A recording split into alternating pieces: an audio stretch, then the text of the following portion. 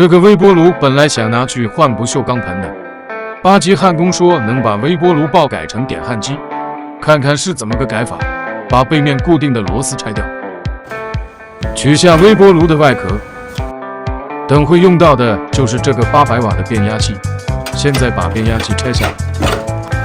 好的铜线，这归我了。铜线归我，归我。把连着的电线剪下来，方状的橡胶拆了，测一下绝缘，还能用。不过得把上面的铜线换掉。刮了一下，发现只是镀铜的铝线，白高兴了。现在全部拆出来，用锯子锯断。很遗憾，全是铝。找个东西垫一下，把铝线全敲出来。里面空间清理干净，准备绕线。咬的都跑不了。总算是绕好了。评价一下我这铜线怎么样？网上50买的点焊机套件，底部打上孔，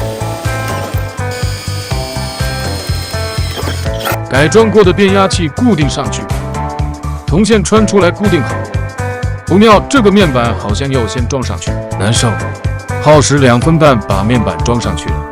简单走个线，用吸焊连接一下电路板，变压器也接进线路中，螺丝把零件固定一下，电焊机内部就组装完成了。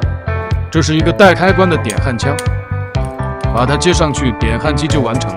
铜线外部绝缘层割掉一截，把铜线塞进铜管，接下来一段就够了。把这段敲扁，打个孔就可以连接焊枪了。另外一边也是同样的做法。现在把焊枪接上，点焊机搞定，试试效果。